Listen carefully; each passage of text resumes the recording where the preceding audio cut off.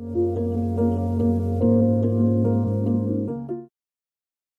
good day, everybody, and welcome to today's Coach on the Couch. And today I've been thinking a little bit more about yesterday's conversation around evolution and progression, but I started thinking about it in the terms of practice deployment. How do we help a team adopt Scrum, adopt SAFe? How do different things that have good ideas make them easier to do so that more people do them? And I realized as I was thinking through this that a lot of these Coach on the Couches are actually going to be kind of like two key words that connect. And today the thought was around approachability and reductionism on one side, and habit formation and making something easy and habitual on the other side. And one's a tool, one's a goal, but they fit together pretty well. And as I started to play with this, I started thinking about this goal of approachability and take anything that we might do as a coach in an agile world. We have this new idea, might not be new, but a good idea, a good practice, a good behavior that is fit for context. Assume it's actually a good thing for people to do. But it still represents change. There's a lot in it. So we want to make it easier to do. And there's a couple dominant approaches I see things take as they make things easier, especially if they're making it easier in a mass-produced format. Like, we want to get thousands of people doing this, or we want to, as part of a business, making the entire world want to use our product. So we're trying to reduce this complex concept of, like, I don't know, splitting money and tracking how much you owe your friends, if you think about Splitwise, to here's a thing that we just want to have done. And we want this to be so intuitive and obvious. And there's a few different ways to approach it. And when I look at process frameworks, at least, I see two habits come into play. One is this practice of reducing the complex idea and stripping things out. Maybe they're stripping out the harder, more nuanced stuff that makes it amazing, but makes it hard. Maybe it's stripping out the complexity and reducing it to just simple do this, do this, do this, very simple stuff. And the goal, of course, is to make it easier to do. You want more people to have that benefit. But you take a reductionist approach, and in the process, you risk losing the nuance and the value that the thing actually brings. The other path I see things take is the elaboration of path, the prescription of path. Here is this complex, fairly effective, but there's a lot to it. So let's give you 50 things to do. Let's give you the script. Let's give you an implementation roadmap.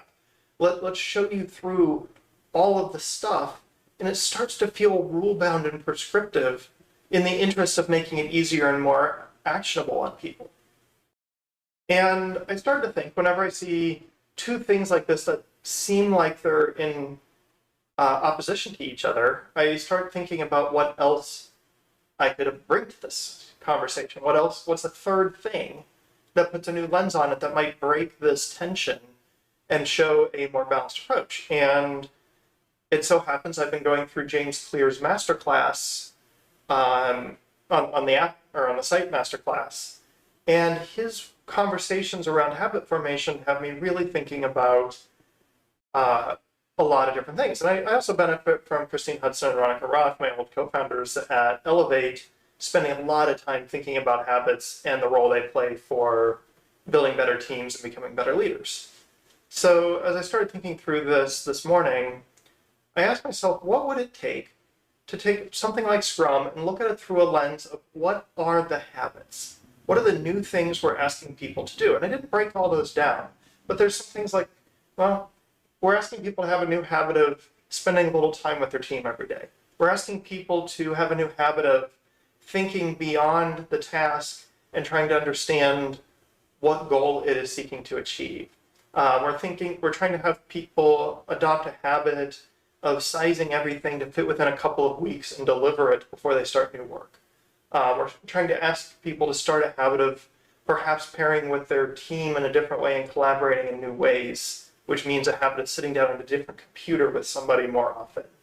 And if we start to take Scrum and break it into all these individual habits, then can we find ourselves saying, and here's the one to practice first, and here's the one to practice second. Instead of loading all of the principles and practices, and this new system of thinking and this idea of growth mindset and continuous improvement and everything into a big upfront bolus of knowledge that you have to then like, okay, here's this big thing that we're trying to do. Is there a way to say, and here's one little thing we're trying to do. In 2 weeks, we'll try this next little thing if we're doing that. And in 2 more weeks, we'll layer in this third little thing. We start to habit chain as an approach for adoption rather than teach and do, or just pile on and hope you figure it out, and the various other techniques that I've seen coaches try. I don't think there's anything like earth-shattering and new here, but I am wanting to play with this idea of taking new complex things and breaking them down into a series of habits, not practices, although you have to practice your habits, but things that we just want behaviors to be different afterwards, and think about what habitual little thing would make that work. And if we bring to bear James Clear's tools for creating good habits and breaking bad habits, make it obvious, attractive, easy, satisfying, or make it difficult, unsatisfying, and so on. I can't quite read my notes from across the room. Can we make change easier and better? Anyway, thank you for your time. I hope you have a lovely day wherever you are, and I will probably see you tomorrow.